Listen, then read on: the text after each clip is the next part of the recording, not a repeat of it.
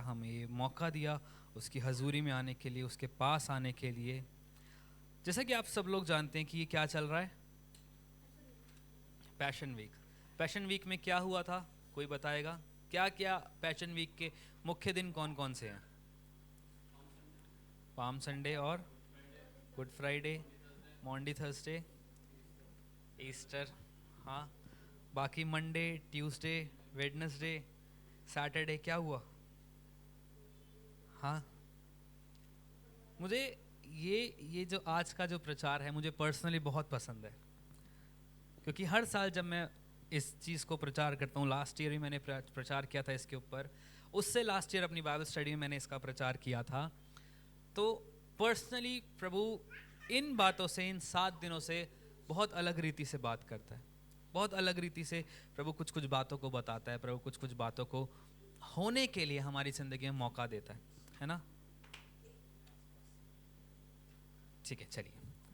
जैसा कि हम लोग सब जानते हैं कि ये क्या चल रहा है, पैशन वीक, है ना? पैशन वीक का सबसे पहला दिन जो आता है वो है पाम संडे, है ना? लेकिन पाम संडे से पहले भी कुछ हुआ था, आपको पता है? पाम संडे से पहले क्या हुआ था? लाजर जिंदा हुआ था। जब इस खास बात को हम लोग पढ़ते हैं तो आप चाहें तो मेरे साथ निकाल सकते हैं यूहन्ना 12, उसके अंदर ये पूरा लिखा हुआ है कि कैसे यीशु मसीह ने 3 दिन पुरानी लाश को, लाजर को जिंदा किया था और उसे पुकारा था। कैसे पुकारा था? लाजर बाहर आ। और क्या हुआ था? लाजर बाहर आ गया था। उससे पहले 3 दिन तक वो बिल्कुल मुर्दा पड़ा हुआ था, उसके अंदर जान नहीं थी, कपड़े में लिपटा हुआ था, सब कुछ मृत हो चुका था, सब कुछ खत्म हो चुका था। मार्था मरियम रो रही थी, यीशु वहाँ पे रो रहा था। लेकिन जब वो उस कब्र के पास आया तो उसने कोई प्रार्थना नहीं करी, कोई वचन प्रचार नहीं किया, उसने उपवास रख के नहीं आया। वो केवल उस कब्र के पास आके उसने बोला, लाजर, बोलिए इस बात को, क्या बोला उसने? लाजर, एक साथ बोलिए ना, लाजर, लाजर बाहर आ।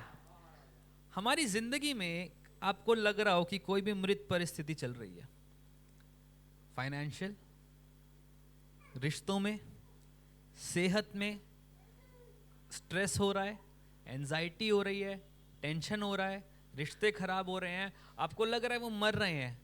आज से आपको एक बात बोलनी है। क्या बोलना है? अगर बीमार है तो चंगाई बाहर आ। रिश्ते खत्म हो रहे हैं तो मृत रिश्ते बाहर आओ। रिश्ते खत्म नहीं हो जाए हाँ, मृत रिश्ते बाहर आओ। कोई प्रार्थना सुनी नहीं जा रही है, लंबे समय से प्रार्थना कर रहे हैं, बेटा गया हुआ है वहां पे प्रार्थना के लिए, हाँ, बेटे का रिजल्ट नहीं आ रहा है, जो रिजल्ट नहीं आ रहा है बाहर आए यीशु के नाम से, आज ही वो काम होगा।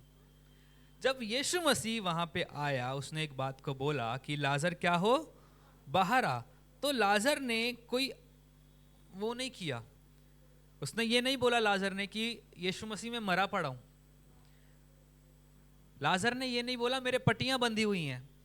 लाजर ने ये नहीं बोला मुझे कुछ दिख नहीं रहा है। लाजर पूरा शरीर उसका पट्टियों में बंधा पड़ा था और उन्हीं पट्टियों में वो बाहर आ गया। जब आप यीशु मसीह की बात को सुन के चलते हैं तो चाहे आपके और मेरे शरीर पे कितनी ही पट्टियां क्यों ना बंधी हों, आपके और मेरे शरीर पे कितना ही कुछ बंधन क्यों ना लग गए हों, कितना भी कुछ क्यों ना हो गया हो, अगर आप यीशु मसीह की आवाज़ को सुन के उसके पीछे चलते हैं तो पट्टियों समेत आप अपनी कब्र से बाहर आने की ताकत रखते हैं।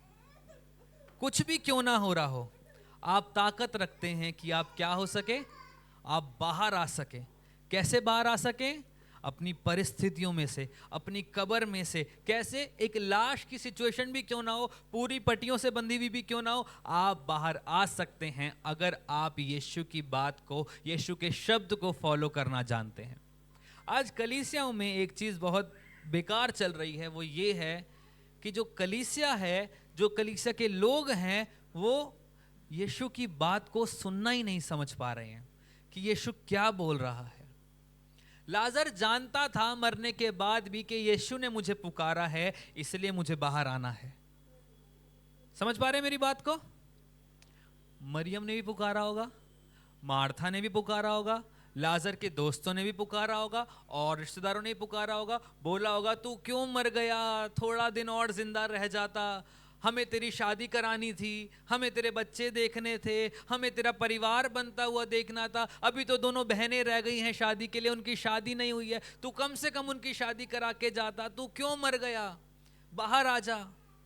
मार्था ने बोला होगा, उसके जब छाती पे रो रही थी उसने जरूर से बोला होगा उठ जा मेरे भाई, उठ जा, अभी बहुत जिंदगी देखनी बाकी है, अभी तो हमने कुछ भी जिंदगी नहीं देखी थी। लेकिन वो उसकी बात पे नहीं उठा। मार्था के सामने, मरियम के सामने उसको पट्टियों में लपेटा जा रहा है, उसको कब्र के अंदर डाला जा रहा है, वो सब रो रहे हैं, सब कह रहे हैं उठ जा उठ जा उठ जा, लेकिन वो नहीं उठ रहा। सब कह रहे हैं लाजर बाहर आ जा, मत जा, उसको मत लेके जाओ, उसको मत लेके जाओ, उसे यहीं छोड़ दो। लेकिन किसी की बात वो नहीं सुन रहा। लेकिन यीशु मसीह 3 दिन के बाद कब्र के पास आया है और वो भी रो रहा है। क्या कर रहा है? रो रहा है, उसको दुख हो रहा है। लेकिन दुख में वो ये परमेश्वर कोस नहीं रहा है, दुख में वो मार्था को कोस नहीं रहा है, दुख में वो किसी को कोस नहीं रहा है। वो उस दुख में एक ही बात को कह रहा है, लाजर बाहर आ। और पट्टियों में बंधा हुआ लाजर उसकी आवाज को इतनी बारीकी से जानता था कि उसको पता था कि किसी ऐसे ने मुझे बुलाया है जो मेरी जिंदगी को फिर से नया करने की ताकत रखता है। और लाजर पट्टियों में बंधा हुआ कैसे कैसे बाहर आया होगा। स्कूल में हम लोग एक गेम खेलते थे जब छोटे थे, सैक रेस, है ना। बोरी पहनते थे आदि और चल पाते थे बोरी पहन के, ऐसे छोटा छोटा कदम उछल उछल के हम आगे बढ़ते थे। हमारे हाथ से हमने बोरी पकड़ी हुई तो हाथ से हमारा थोड़ा बैलेंस बन सकता था, सामने हमें दिख रहा है हमें कहाँ जाना है। लेकिन प्रभु यहाँ पे एक बात को साबित करना चाह रहा है, एक बात को दिखाना चाह रहा है कि लाजर के पूरे शरीर पे पहले नमक लगाया गया था, उसके बाद जड़ी बूटियां लगाई गई थी, तीसरे नंबर पे पट्टियां बांधी गई थी। क्यों? नमक इसलिए लगाया जाता है ताकि बॉडी जल्दी गल जाए, खराब हो जाए। लेप इसलिए लगाया गया, जो जड़ी बूटी इसलिए लगाई गई ताकि स्मेल ज्यादा दूर तक ना जाए। और पट्टियां इसलिए लगाई गई कि जब लाश सड़े तो वो पट्टियां उसको ढक लें, किसी को वो गंदी चीज दिखे ना, किसी को वो कीड़े ना दिखे, सब कुछ ना दिखे। और मेरा सवाल प्रभु से ये था कि प्रभु 3 चीजें लगा रहे थे तो मतलब उनको विश्वास हो चुका था कि ये लाश सड़ने जा रही है, उनको विश्वास हो चुका था कि इस लाश में से गंदी बदबू आएगी, उनको विश्वास हो चुका था कि ये अब बिल्कुल खत्म हो गया है। लेकिन जब पैशन वीक स्टार्ट होने वाला था, आगे जाके यीशु भी तो यही करने वाला था, अपने आप को मुर्दों में से 3 दिन खुद जिंदा करने वाला था। आमीन। 3 दिन वो इसी काम को करता रहा। लाजर कितने दिन मौत के मुंह में रहा? 3 दिन। एक भविष्यवाणी 1 हफ्ता पहले कर दी गई थी कि अगर मैं 3 दिन मरे हुए लाजर को जिंदा कर सकता हूं तो मैं खुद को भी जिंदा कर सकता हूं। मैंने जब बोला लाजर बाहर आ, जब प्रभु बोलेगा यीशु उठ खड़ा हो तो यीशु उठ खड़ा हो जाएगा। आपकी जिंदगी में कुछ भी बेकार कुछ ना क्यों ना चल रहा हो, आपकी जिंदगी में मरा हुआ कोई कुछ क्यों ना चल रहा हो, चाहे कोई चीजें खराब हो रही हो, लेकिन याद रखिए उस लाश के ऊपर नमक भी लगा दिया गया था, लाश के ऊपर लेप भी लगा दिया गया था, लाश पे पट्टी भी बांध दी गई थी। अब बस जरूरत थी भूल जाओ उसको। मैं आज विश्वास के साथ एक भविष्यवाणी आप लोगों के लिए करना चाहता हूं। आपकी जिंदगी में बहुत सारी ऐसी चीजें हैं जो आप कॉम्प्रोमाइज करके बोल चुके हैं कि हम भूल चुके हैं उन चीजों को, हम उन चीजों को याद नहीं करना चाहते क्योंकि वो एक बीता हुआ गंदा कल था मेरी जिंदगी का। लेकिन आपकी जिंदगी के लिए कहीं ना कहीं वो चीजें जरूरी थी, लेकिन कॉम्प्रोमाइज करके आपने उन रिश्तों को छोड़ा है, कॉम्प्रोमाइज करके आपने बहुत सी ज़रूरतों को मारा है, कॉम्प्रोमाइज करके बहुत सारी अब बातों को अपने अंदर झेल लिया है कि अगर मैं इसको बोलूँगा तो शायद हमारे रिश्ते खराब हो जाएंगे, शायद वो चीज़ें खराब हो जाएंगी, मैं प्रभु में नहीं बढ़ पाऊंगा। लेकिन आज मैं इस बात को बोलना चाहता हूँ यीशु मसीह के नाम से कि जो चीज़ें मुर्दा हो चुकी थी आपकी ज़िंदगी में और आपके फ़ायदे के लिए थी, आज से वो मुर्दा चीज़ें आपकी ज़िंदगी में रिस्टोर होने जा रही हैं। आमीन। 3 दिन की सड़ी हुई लाश यीशु ने जिंदा कर दी। पैशन वीक आया, सब नारे लगा रहे हैं। यीशु ने क्या बोला? गधी के बच्चे को लेकर आओ। गधी बड़ी खुश, मेरे ऊपर यीशु बैठेगा, मैं जा रही हूं, चल रही हूं। मत्ती 21 निकाले तो पूरा चैप्टर ये पैशन वीक के ऊपर ही लिखा हुआ है, आप चाहें तो पढ़ सकते हैं। मत्ती 21 का 1 से 11 में अगर हम देखें तो ये सारी बातों को लिखा गया है कि संडे को क्या हुआ, रविवार का वो दिन था, पाम संडे का वो दिन था, लोगों को पता चला यीशु मसीह आ रहा है, सारे लोग उसकी उपासना करने लग गए, सब लोग खुश हो गए यीशु आ रहा है। क्या किया लोगों ने, अपने कपड़े बिछा दिए, फूल फेंकने लग गए, अच्छी अच्छी चीजें बना के ले आए, खजूर की डालियां लेकर आ गए। संडे को खजूर के बारे में हमने सीखा, सब लोग खजूर लेकर आ गए, होसैना के नारे लगा रहे हैं, होसैना होसैना उस राजा की जो हमारे इधर आता है, जो यरूशलेम में प्रवेश कर रहा है। सब बहुत खुशी से उसका जश्न मना रहे हैं। सदूकी, फरीसी, राजा सब एक हफ्ते पहले तक जश्न मना रहे थे और 4 दिन के बाद वही लोग उसको क्रूस पे चढ़ाने के लिए तैयार थे। फिर से एक भविष्यवाणी मेरे साथ निकालिए, जकरिया 9 का 9। अगर बाइबल लाए हैं तो मेरे साथ निकालिए जकरिया 9।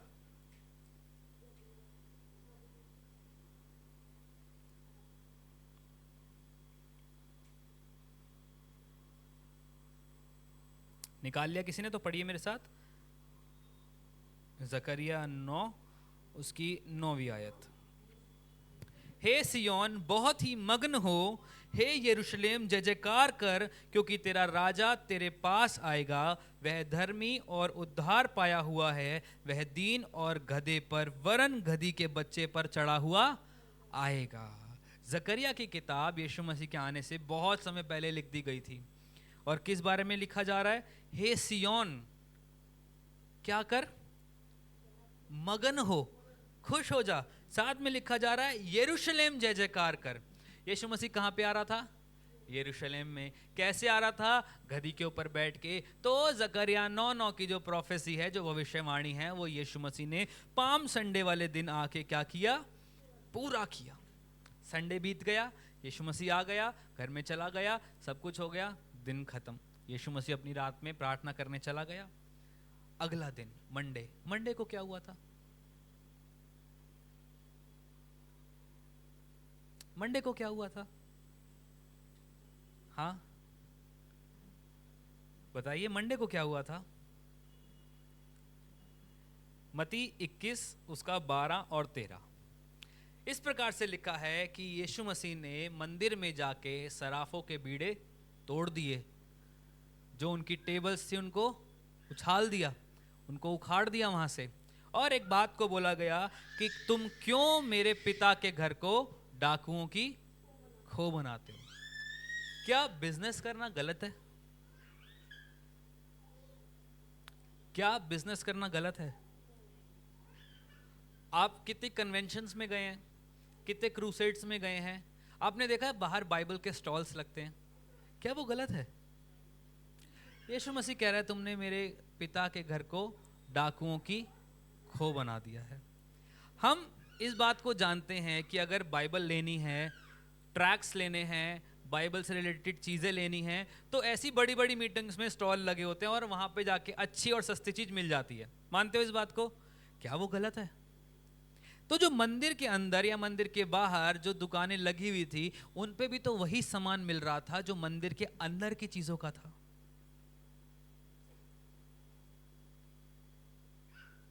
क्या कहते हो इस बात को, ये सही है या गलत है। हाँ, अंदर क्या मिल रहा था, बलिदान की चीजें, जो बलि चढ़ाने के लिए चीज जरूरी है, वही तो मिल रही थी। तो क्या ये गलत था, क्या ये गलत था, ये बहुत गलत चीज थी। प्रभु के घर में प्रार्थना होनी चाहिए थी, लेकिन क्या मिल रहा है वहां पे, भेड़, बकरी, मेढ़े, कबूतर, वो सब चीजें जो बलिदान के लिए जरूरी थी, जो बलि चढ़ाने के लिए जरूरी थी, वो सब वहां पे मिल रही थी। अगर आप दूर से कोई बलिदान की चीज को लेकर आ रहे हो तो सबको पता चल जाएगा कि आपने पाप किया है। लेकिन मंदिर के अंदर आके आपने चाहे घोड़ा ले लिया, चाहे भैंसा ले लिया, किसी को क्या पता चलेगा आपने कितना बड़ा पाप किया है। इसलिए वहां पे लिखा गया है कि जो तुम्हारा बलिदान की चीज हो अपने घर से लेकर आना। मंदिर में आके नहीं लेना। यीशु मसीह क्या हुआ था आपको पता है? यीशु मसीह को कहां पे मारा गया था? गोलगोता की पहाड़ी के ऊपर उसको क्रूसीफाई किया गया था। क्यों मंदिर के पास उसको क्रूसीफाई नहीं किया गया? जिस मंदिर के बाहर उसको सजा सुनाई जा रही थी, राजा ने उसको सजा के लिए ऐलान कर दिया था कि इसको क्रूस पे चढ़ा दिया जाए, वहीं पे उसको क्रूसीफाई क्यों नहीं किया गया? क्यों उसको बाहर गोलगोथा पे लाया गया, यरूशलेम के बिल्कुल बाहरी आंगन में लेकर आया गया? क्योंकि बलिदान का जो बकरा है वो जिस जगह पे तुम रहते हो वहां से बाहर निकलना चाहिए, बाहर आना चाहिए, सबको दिखना चाहिए कि तूने ये पाप किया है, सबके ऊपर उजागर होना चाहिए। क्योंकि वचन ऐसा कहता है कि जो तूने गुप्त में पाप किया है एक दिन वो उजागर हो जाएगा। कैसे उजागर होगा? तूने अगर किसी के चोरी करी है तो चोरी के लिए जो पाप का बलिदान जरूरी है वो तुझे घर से लेकर आना पड़ेगा। और ये जो बलिदान है ये तेरी शर्मिंदगी है कि तूने ये पाप किया है। ये जो बलिदान के लिए तू मेमना लेकर आ रहा है ये शर्मिंदगी का कारण है कि तूने ये पाप किया। और देख तेरे चक्कर में किसी निर्दोष की हत्या की जा रही है।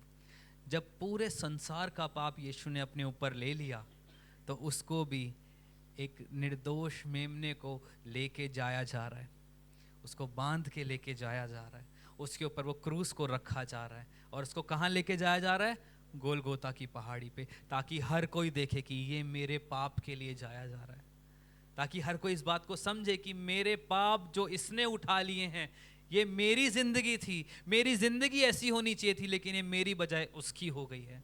आपको पता है हम जो पैशन ऑफ क्राइस्ट और यीशु मूवी में जो देखते हैं वो 1% भी नहीं है।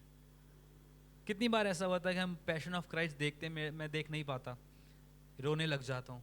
बहुत बहुत भयानक मूवी है वो, बहुत ज़्यादा। उसमें यीशु मसीह का जो कैरेक्टर दिखाया है वो 1% भी यीशु मसीह से मैच नहीं करता। जो क्रूस की मौत उसने सही है, और वो इतनी खतरनाक मूवी है कि आप देखो तो आपके रोंगटे खड़े हो जाएंगे कि कैसे इन चीज़ों को किया गया है। लेकिन बाइबल में अगर हम पढ़े तो वो 1% भी नहीं है। उसका वचन कहता है कि वो ऐसा बन गया था जैसे आटा होता है ना, आटे को गूंदा, उस पे लहू लगाया और क्रूस पे लटका दिया। इस प्रकार से उसका शरीर हो गया था, क्योंकि संसार का सारा पाप, सारा कैंसर, सारी डायबिटीज, सारी बीमारियां सब उसने अपने ऊपर ले ली थी। कितना एग्जॉस्टेड था वो, कितना ज़्यादा ऐसा हो गया था कि लोग उसे देख भी नहीं पा रहे थे। और वचन में हम आराम से इस बात को पढ़ जाते हैं कि यीशु ने हमारे लिए सब कुछ सह लिया, यीशु ने हमारे लिए कोड़े खा लिए। मैं आपको एक बेल्ट मारूं, आप सहोगे? आप 4 बेल्टें लेके मेरे पीछे भागोगे कि कैसे मार दिया तूने। अरे यीशु ने हमारे लिए 39 कोड़ों को सहा। मंडे के दिन उसने सारे मंदिर को साफ कर दिया, क्योंकि वो क्या करना चाहता था। क्यों मंदिर का साफ होना जरूरी था? जब मैं इस बात को पढ़ रहा था, एक बहुत अलग चीज, मंदिर का साफ होना क्यों जरूरी है? क्या मंदिर में परमेश्वर की प्रेजेंस नहीं थी? जब सराफे थे, वहां पे बीड़े थे, वहां पे सब व्यापार हो रहा था, क्या प्रभु प्रार्थना नहीं सुनता था? लेकिन मरने से पहले, सिर्फ 2-3 दिन पहले यीशु ने पूरे उस मंदिर को साफ किया। क्यों? पवित्र जगह है, गंदगी नहीं होनी चाहिए। और जहां गंदगी होती है वहां पवित्र आत्मा नहीं आ सकता है। अभी तक तो पवित्र आत्मा आया ही नहीं है। यीशु जाएगा, 40 दिन बाद आएगा। लेकिन मंदिर को साफ करने की जरूरत क्यों पड़ी? क्यों मंदिर का साफ होना जरूरी था? बलिदान की चीजें हटानी क्यों जरूरी थी? क्योंकि वो खुद बलिदान होने जा रहा था। उसने इस बात को बोला कि अब कोई बलिदान काफी नहीं है, अब कोई बलिदान करने की जरूरत नहीं है, क्योंकि मैं खुद तुम्हारे लिए बलिदान होने जा रहा हूं। इसलिए बलिदान की हर एक चीज जो वहां पे थी, बाइबल कहती है उसने सब हटा दी, क्योंकि वो खुद वो निर्दोष मेमना बन के, वो बकरा बन के, वो अपने आप को, अपनी जान को देने के लिए तैयार था। इस तरीके से पूरा मंडे का दिन बीत गया। अगला दिन आया ट्यूसडे का। ट्यूसडे क्या हुआ? शिक्षा दे रहा था। और पढ़ो मेरे साथ, मत्ती 21 उसका 18-19।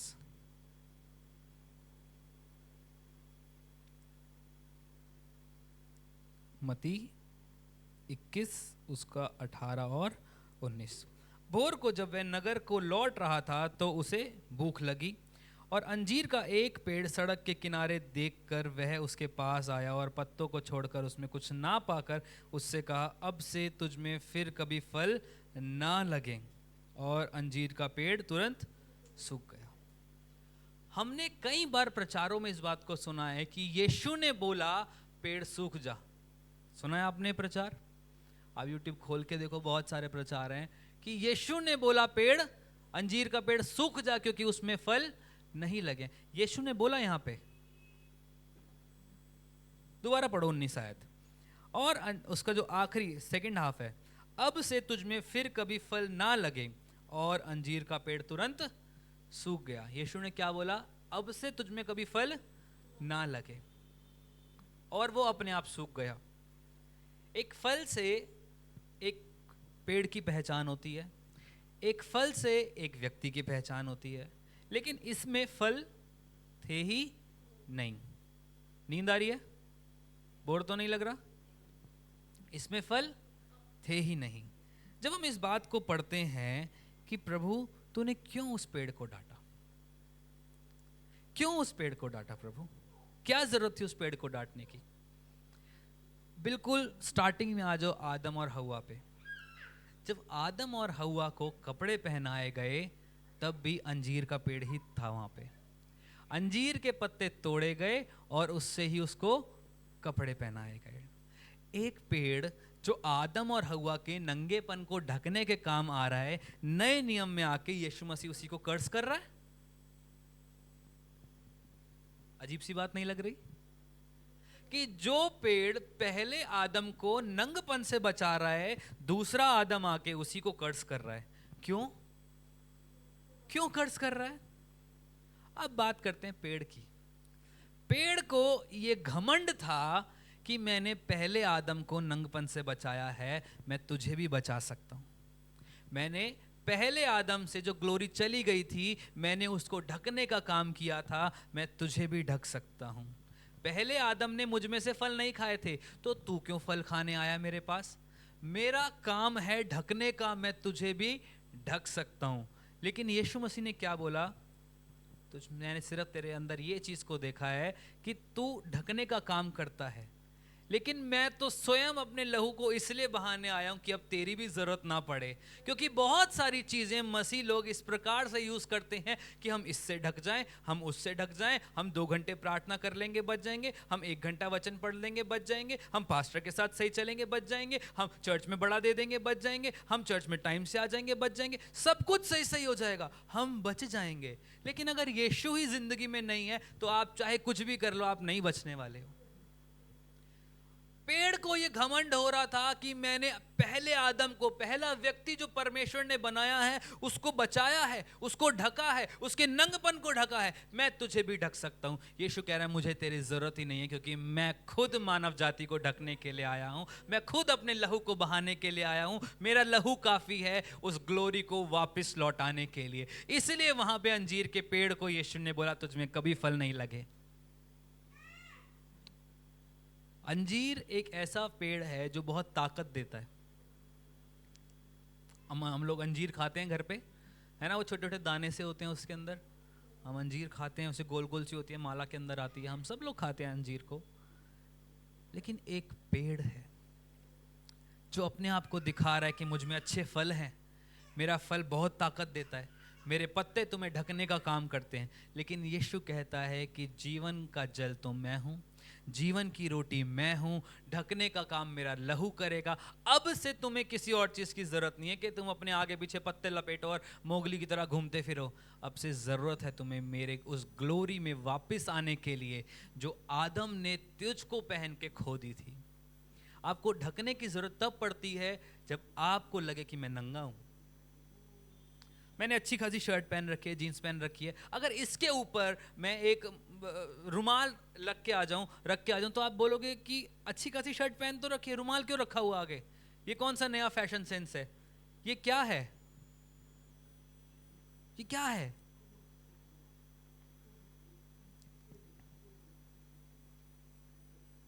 ठीक है, तो हालेलुया, थैंक यू जीसस।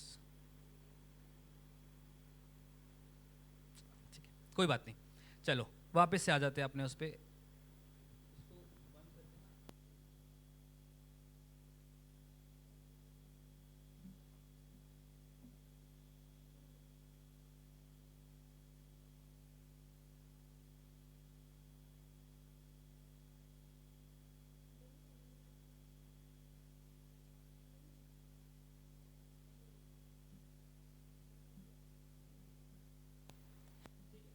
वापस से अपने टॉपिक पे आ जाते हैं, कोई बात नहीं, अभी वो आ जाएगा।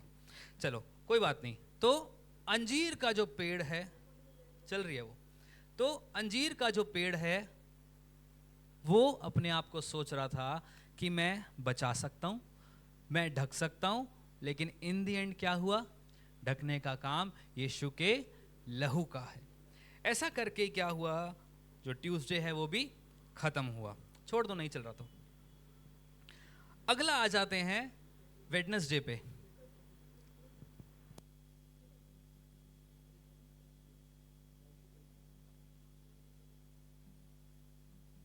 ठीक है, अगला दिन जो आता है वो कौन सा है? वेडनेसडे का। वेडनेसडे क्या हुआ था? वेडनेसडे को क्या हुआ था? चांदी के बदले उसने यीशु को बेच दिया था। एक काम और हुआ था। अगर मत्ती 26 का 6 से 13 पढ़ें तो वहां पे ऐसे लिखा गया है कि एक लेडी यीशु मसीह के पास आई और एक महंगा इत्र लेकर आई, और यीशु के पैरों पे उसने उस इत्र की बोतल को क्या किया? पूरा का पूरा उंडेल दिया, और उसके पांव पे जाके रोने लगी और कहने लगी कि यीशु मसीह मुझ पे दया कर, मुझ पे दया कर। और वो पूरी जगह जो थी वो उस महक से, उस खुशबू से इतनी ज़्यादा भर गई कि सब लोग कह रहे हैं क्या किया इसने, ये इतनी महंगी चीज़ इसने उसके पैरों के ऊपर उंडेल दी है, इतना महंगा परफ्यूम उसने अपने पैरों के ऊपर उंडेल दिया है, इतना अच्छा तो दिख रहा था, इतना अच्छा परफ्यूम तो था, उसने क्यों अपने पैरों के ऊपर उंडेल दिया? क्यों यीशु के पैर के ऊपर उंडेल दिया? लेकिन आपको पता है एक बात, यीशु का वचन कहता है जहां पे पाप ज्यादा हुआ है वहां पे अनुग्रह भी ज्यादा होगा। उस औरत को पता था कि मैं एक ऐसी औरत हूं जो जिसको कोई एक्सेप्ट नहीं करेगा। ना तो मुझे कोई अपनी वाइफ बनाएगा, ना मुझे कोई अपनी बेटी कहेगा, ना मुझे कोई अपनी बहन कहेगा, लेकिन गलत काम के लिए मुझे कोई भी बुला सकता है। मुझे ये ज़माना कभी एक्सेप्ट नहीं करेगा। लेकिन यीशु एक ऐसा है जो कभी इस बात को नहीं देखता कि मैं कौन हूँ। वो ये देखता है कि जब मैं उसके पास आ रही हूँ तो उसी प्रेम से वो मुझे एक्सेप्ट करता है। उसके लिए ये छोटी सी इत्र की बोतल कोई मायने नहीं रखती है। उसके लिए ये बिल्कुल मायने नहीं रखता है कि मेरा प्रोफेशन क्या है, मैं पीछे क्या थी, मैं क्या करके आ रही थी, कुछ मायने नहीं रखता है। सिर्फ एक बात मायने रखती है, क्या? मैं यीशु को प्यार करती हूँ। क्या करती हूँ? मैं यीशु को प्यार करती हूँ। ये बात बहुत मायने रखती है। अगर आज आप यीशु को प्यार करते हैं तो ये मायने नहीं रखता कि हमारी ज़िंदगी में चीज़ें कैसी चल रही हैं, ये मायने नहीं रखता हम क्या करते हैं, ये मायने नहीं रखता हम कैसे हैं, हमारा बिहेवियर कैसा है। मायने ये रखता है कि क्या आप और मैं यीशु से प्यार करते हैं। मायने ये रखता है कि क्या आप और मैं यीशु के पीछे चलना चाहते हैं। मायने ये रखता है कि क्या आप यीशु के पास आना चाहते हैं। जब वो लेडी उस परफ्यूम की बोतल को लेके आई होगी तो एक बात जरा सोचिए, कितने लोगों ने उसको रोका होगा, कितने लोगों ने उसको बोला होगा कि तू एक गलत लेडी है, तू उसके पास नहीं जा सकती, तू एक ऐसी लेडी है जो उसके पास नहीं जा सकती, तुझे अलाउड नहीं है उसके पास जाना, तू क्यों उसके पास जाना चाह रही है, तू क्यों उसके पास जा रही है, अलाउड नहीं है उसे जाना। लेकिन यीशु ने क्या किया? आप जैसे भी हो यीशु आपको एक्सेप्ट करना जानता है। आप जैसे भी हो यीशु आपको अपने पास लाना जानता है। आप जैसे भी हो यीशु जानता है कि वो आपसे प्यार करे। आप कैसे भी हो सकते हो, इट डजेंट मैटर, आप कैसे भी हो। एक बात अपनी ज़िंदगी में आज सोच के, परख के और अपनी ज़िंदगी में बिठा के जाना कि मैं चाहे कैसा भी हूँ, चाहे मुझे कोई पसंद करता है या नहीं करता, कोई मेरे पास आना चाहता है नहीं आना चाहता, कोई मेरे से बात करना चाहता है नहीं करना चाहता, डजेंट मैटर, यीशु मैं तेरे पास आना चाहता हूँ। जॉयस मेयर हमेशा एक बात कहती हैं, एवरी मोमेंट, सेकंड भी नहीं, सेकंड भी ज़्यादा है, हर एक वो क्षण आप यीशु के साथ नई रीति से चल सकते हो। हर मोमेंट पे आप यीशु के साथ नई रीति से चल सकते हो। आप 1 मिनट पहले पाप करके बैठे हो, अपने आप को सोच रहे हो कि प्रभु मैंने तो बहुत गलती कर दी है, मैंने तो बहुत पाप कर दिया, अगले ही सेकंड आप यीशु को बोलो प्रभु मैं तेरे से मिलना चाहती हूँ, यीशु आपके पास खड़ा हो जाएगा। एक मोमेंट। उसका वचन कहता है कि मैं अपने प्रचार में, अपनी बाइबल स्टडी में एक बात को हमेशा बोलता था कि यीशु सिर्फ आपसे एक प्रार्थना दूर है। आप उससे सोचो कितना भी दूर हो गए हो, लेकिन वो केवल एक प्रार्थना दूर है आपसे।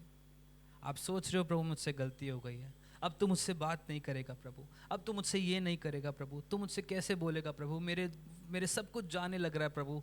लेकिन आप इस बात को सोचिए, प्रभु मैं तुझसे प्रार्थना कर रहा हूँ, मैंने नहीं बोला कि तू मेरा बाप है, तूने इस बात को बोला है कि मैंने तुझे अपनाया है। मैंने तो नहीं बोला था मेरा नाम लिख अपने हथेली पे, तूने लिखा है। मैंने तो नहीं बोला था कि तू मुझसे प्यार कर, तूने किया है। मैंने तो नहीं बोला था मेरे लिए जान दे, तूने दी है। जब तू मेरे लिए इतना सब कुछ कर सकता है, तो प्रभु आज मैं तेरे लिए सिर्फ एक काम करना चाहता हूँ कि मैं तेरे पास आना चाहता हूँ। जब आप इतनी छोटी सी प्रार्थना करते हैं कि यीशु मैं तेरे पास आना चाहता हूँ, वो दौड़ा हुआ आपके पास चला आता है। वो नहीं सोचता कि आप एक पापी हैं, वो नहीं सोचता आप कैसे भी थे, वो इस बात को सोचता है कि हाँ ये मेरा बेटा है, ये मेरी बेटी है।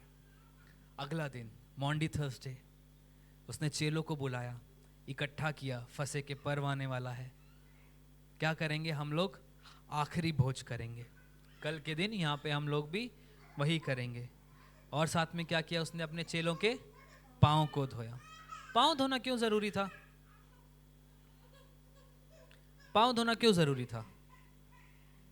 हम किसी के पाँव धोते हैं तो एक बात हम लोग अपनी जिंदगी से शो करते हैं कि दीनता, नम्रता, दयालुता, कि हम अपने आप को छोटा कर रहे हैं और हम अपने सामने वाले को ऊंचा उठाना चाहते हैं। लेकिन क्या पैर धोना यहीं तक सीमित है? हाँ, वही बात हो गई ना कि अपने से सुपीरियर दूसरे को समझना, क्या यहीं तक सीमित है? हाँ जी, हाँ, कदम मुबारक हो जाएं, पाप की तरफ ना बढ़ें। और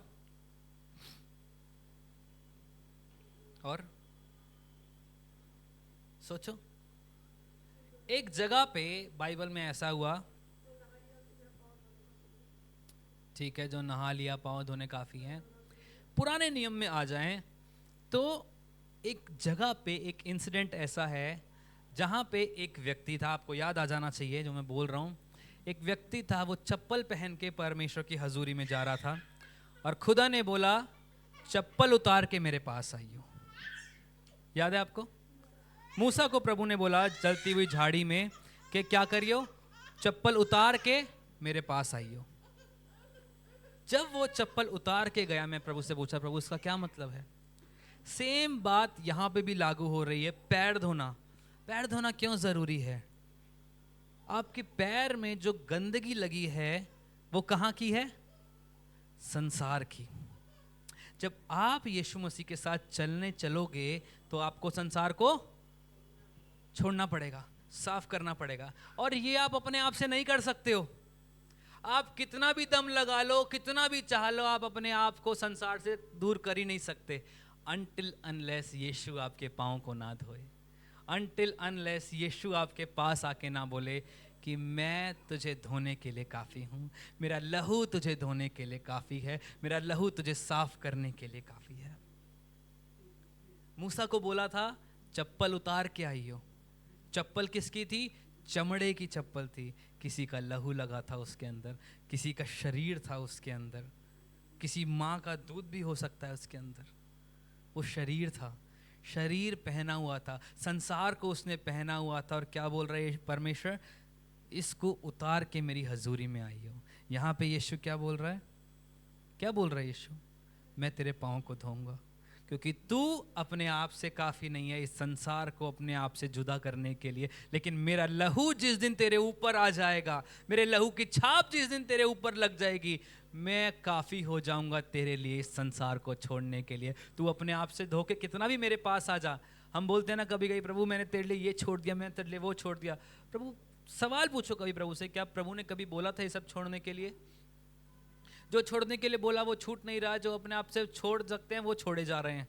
जिसको प्रभु की चिंता, जिसको प्रभु कोई चिंता भी नहीं कर रहा कि तुम इसको छोड़ के क्या ही कर लोगे, है ना।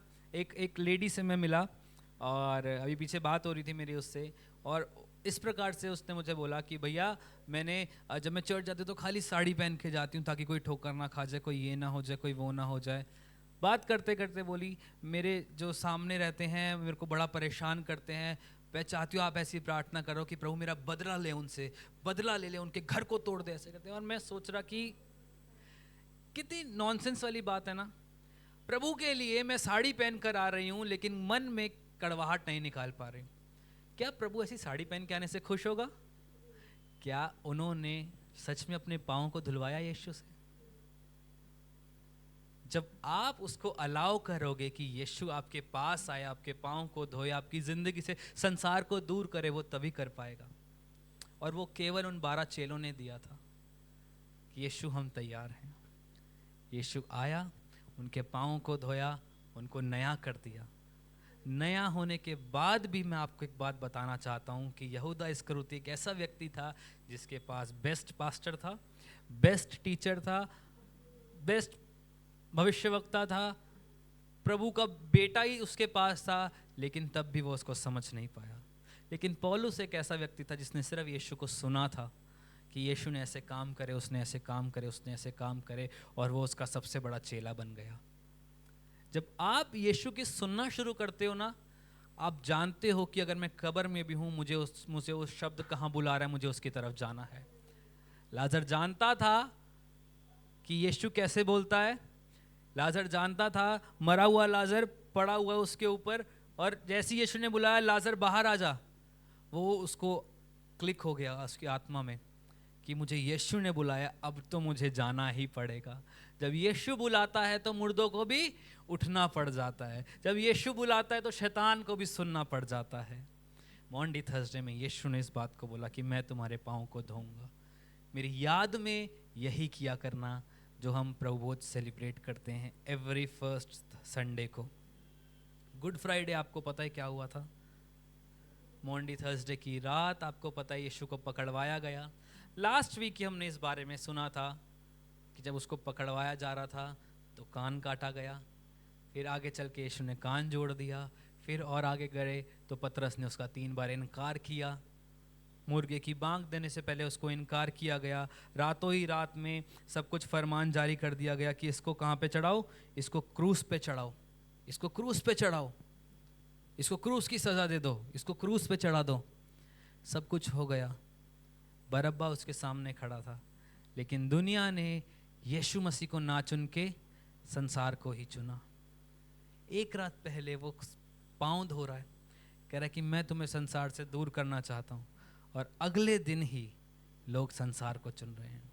यीशु के पास बहुत से लोग आएंगे, बहुत से लोग उससे बातें करेंगे, बहुत से लोग भविष्यवाणियाँ करेंगे, बहुत से लोग उसके साथ चलेंगे, बहुत से लोग सब कुछ करेंगे, लेकिन जब चुनाव आएगा बहुत से लोग संसार को चुनेंगे।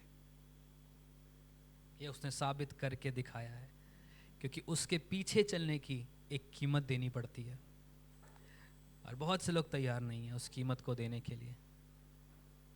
आज सबको कीमत देनी तो है, लेकिन अपनी बढ़ोतरी के लिए। लेकिन जो खुदा की देह की बढ़ोतरी के लिए कीमत देना जानता है, प्रभु उसको कीमती बनाना जानता है। क्योंकि जब आप अपनी कीमत को खोते हैं ना, तो आपको लगता है कि हम तो नीचे गिर रहे हैं, लेकिन खुदा की नज़र में आप और कीमती होते जाते हैं। खुदा कहता है कि अपना धन यहाँ मत बटोरो, स्वर्ग में बटोरो, जहाँ पे ना कीड़ा लगता है, ना काई काटती है, कुछ नहीं होता। तो यीशु की नज़र में हम तब कीमती बनेंगे जब हम अपनी कीमत छोड़ते जाएंगे। हमें किसने कुछ बोल दिया, कोई बात नहीं। हमें गालियाँ पड़ रही, कोई बात नहीं। हमारे पीछे से हमारे लिए ये बातें बोल रही, कोई बात नहीं। प्रभु तू देख रहा है, मुझे इस बात का विश्वास है, तू ही मेरा न्याय देगा, दैट्स ऑल। प्रभु तू करने वाला है, मुझे कीमती बनाने वाला तू है। गुड फ्राइडे के दिन यीशु मसीह मारा गया, मंदिर का पर्दा बीच में से फट गया, हमने पिछली बार पढ़ी थी इस बात को, ऊपर से फट गया, सब कुछ हो गया। सेंट लॉन्गिनस की कहानी हमने पढ़ी है, मैंने आपको बताया था एक बार सेंट लॉन्गिनस कौन था जिसने उसको भाला मारा था गुड फ्राइडे के दिन। उसके नज़रों के ऊपर वो गिरा था, उसका लहू, उसका पानी उसकी नज़रों पे गिरा और उसकी आत्मिक आंखें खुल गई, उसकी शारीरिक आंखें जो धुंधलापन था वो सही हो गया, सब कुछ सही सही होता गया, सब कुछ सही सही चलता गया। लेकिन सबको लग रहा था कि अब तो कुछ सही नहीं हो रहा है, यीशु तो चला गया। शैतान को लग रहा था मैंने यीशु को मार दिया, लेकिन उसको ये नहीं पता था कि एक दिन की बात और है, यीशु तेरे ऊपर जय पाने के लिए ही तो मरा है। सब हुआ वहां पे। सैटरडे का दिन आया, सैटरडे के दिन क्या हुआ आपको पता है? बताइए सैटरडे का दिन क्या हुआ उस दिन?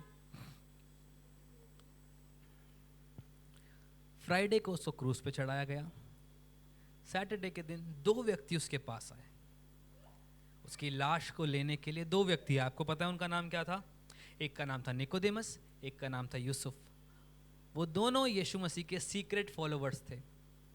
यीशु मसीह की लाश लेने के लिए भी कोई नहीं आ रहा है, उनके घर वालों को अलाउड नहीं है कि वो उसके पास जा सके, क्योंकि उसके साथ एक क्रिमिनल वाला सलूक किया जा रहा था और क्रिमिनल्स को अलाउड नहीं था कि उनकी बॉडी फैमिली को सौंपी जाए, और आज भी मेरे ख्याल से बहुत जगहों पे अलाउड नहीं है। ठीक है, जब ये काम हुआ तो सैटरडे को दो लोग उसके पास आए, निकोदेमस, यूसुफ। उसकी बॉडी को उतारा। अब उसकी बॉडी में क्या तो नमक लगाएं, क्या तो मलहम लगाएं, क्या पट्टी बांधे, क्या करे, कुछ समझ में नहीं आ रहा। लेकिन जब उसको देखा गया, जो वो लगा सकते थे वो अपना करे और दफनाया, और वो जो बड़ा सा पत्थर था उसको रख के वो चले गए। सब खत्म, सबको लग रहा है सब खत्म हो गया, यीशु मसीह मर गया। बस चेले डर गए, अपने अपने काम को चले गए। अगला दिन क्या हुआ? क्या हुआ था उस दिन? Resurrection day. रिजरेक्शन डे पे क्या हुआ था? हम इसी बात को जानते हैं, वो मर के जी उठा था, बस मर के जी उठा था। वहां पे एक लेडी थी जो उसके पास गई, जिसका नाम था मरियम, और वो क्या देख रही है कि मंदिर का सॉरी जो वो कब्र है उसका पर्दा, उसका जो पत्थर है वो हटा हुआ है, और वो देख के डर गई। मंदिर कब्र का पत्थर हटा हुआ है, यीशु मसीह कहाँ गया? अंदर से एक आवाज आ रही है, जिसको तुम मुर्दों में ढूंढते हो वो तो जिंदा हो गया है।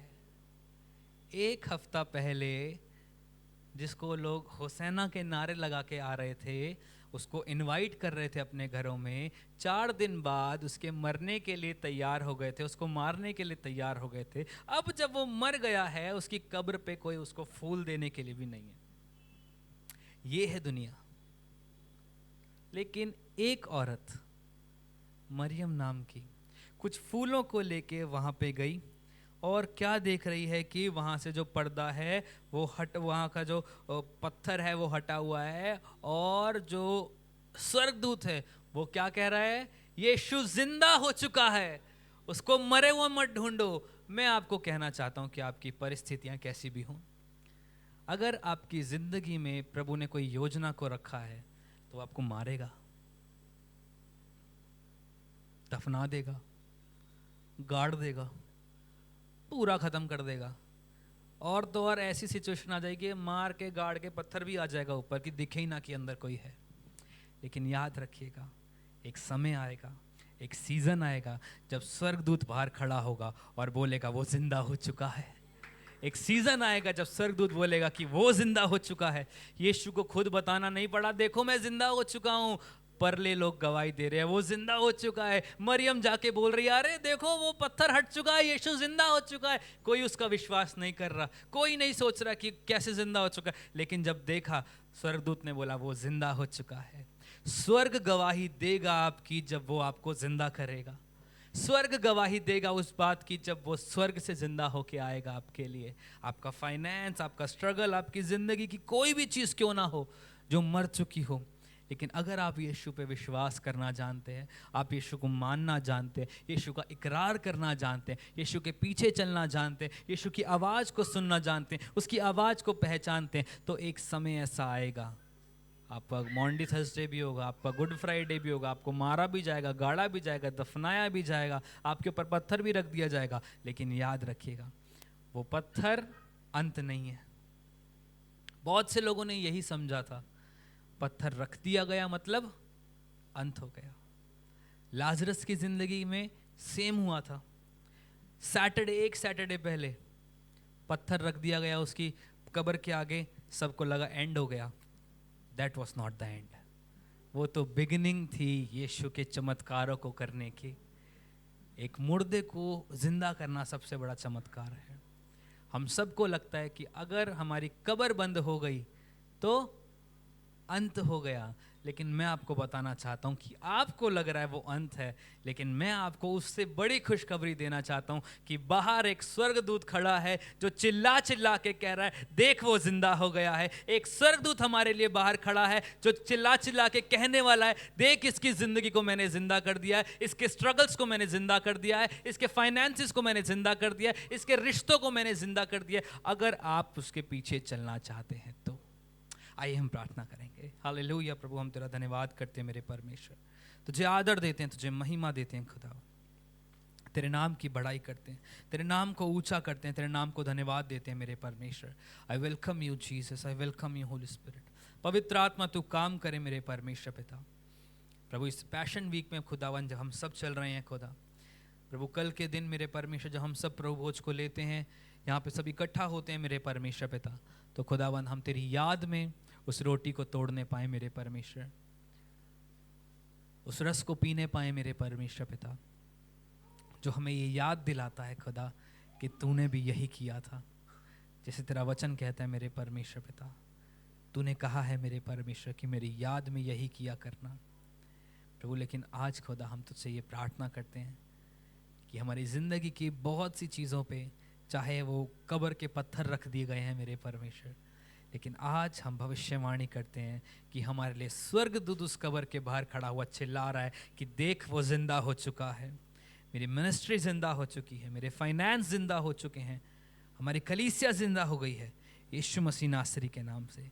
आज से हम ये नहीं कहते खुदावन कि हम मरे हुए हैं, आज से हम ये कहते हैं खुदा कि हम जिंदा हैं मेरे परमेश्वर पिता, हम तुझ में जिंदा हैं मेरे परमेश्वर पिता, हम तेरे कार्यों को करने के लिए जिंदा हैं मेरे परमेश्वर। तू हमारी मदद कर, तू सहायता कर खुदावन। हम आपको आदर देते हैं, आपको महिमा देते हैं खुदावन, और इस प्रार्थना को यीशु मसीह के नाम से मांगते हैं खुदा। जब हम वापस मिलें तो बड़ी गवाहियों के साथ मिलने पाएँ खुदा, और इस प्रार्थना को यीशु के नाम से मांगते हैं। दया से सुने और ग्रहण कर ले पिता, आमीन आमीन। सबको जय मसीह की आखिरी प्रार्थना एक साथ करेंगे। और अब खुदावंद यीशु मसीह का फजल, खुदा बाप की मोहब्बत, पाक रूह की हिफाकत और शिराकत तमाम विश्वासियों के साथ, यहाँ मौजूद हर एक जन के साथ, उनके मिलने जुलने वालों के साथ, उनके घराने वालों के साथ, यीशु मसीह के दोबारा बादलों पे आने तक हमेशा हमेशा तक बनी रहे।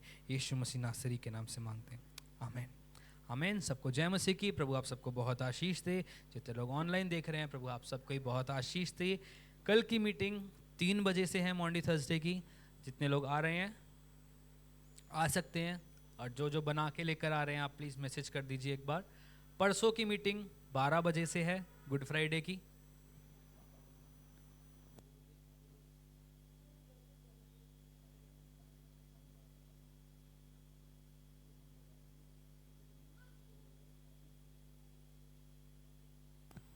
तो गुड फ्राइडे की मीटिंग 12 बजे से है, और संडे की मीटिंग सेम टाइम 11 बजे से ही हम लोग स्टार्ट करेंगे। ठीक है, तो सबको जय मसीह की।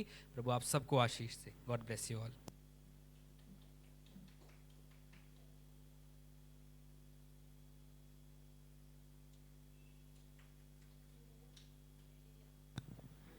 हालेलुया।